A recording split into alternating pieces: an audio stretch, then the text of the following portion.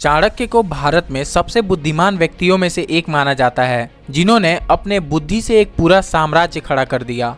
और उन्हीं चाणक्य ने काफी सारी नीतियां बताई जिसका इस्तेमाल करके हम अपने लाइफ को इम्प्रूव कर सकते हैं।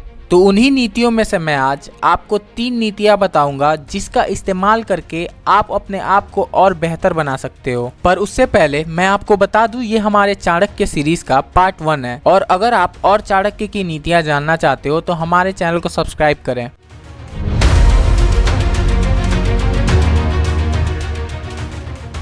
नंबर 1, चाणक्य कहते हैं जो वृक्ष आंधी या चक्रवात के सामने सीधे तन के खड़े रहते हैं वे सबसे पहले गिरते हैं, पर जिन्हें आंधी के सामने झुकना आता है वे बच जाते हैं। मतलब हमेशा केयरफुल रहो, दूसरों से बचने के लिए समय के साथ बदलना आना चाहिए।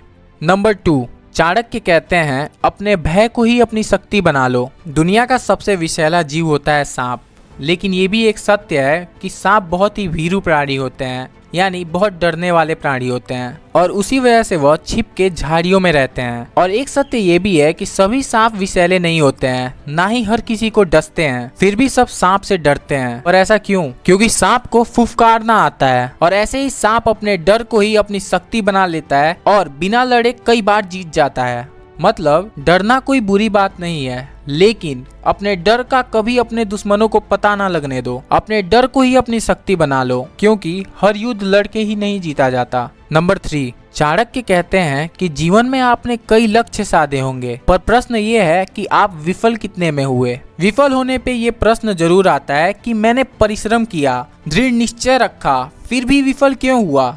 पपीते के वृक्ष पे अगर फल लगता है तो उसे कपड़े से ढक दिया जाता है ताकि कीड़े या पक्षी उसे आके खा ना जाए। मतलब यदि आपको सफलता के फल की प्राप्ति करनी है तो आपको उस योजना को गुप्त रखना होगा। योजना जितनी ही गुप्त हो, सफलता उतनी ही निश्चित होती है। तो दोस्तों, कैसा लगा आपको चाणक्य की ये नीतियाँ? प्लीज हमें कमेंट में बताएं। एंड अगर आप और चाणक्य की नीतियाँ जानना चाहते हो तो हमारे चैनल को सब्सक्राइब कर लो, आगे और भी वीडियोस आने वाली हैं।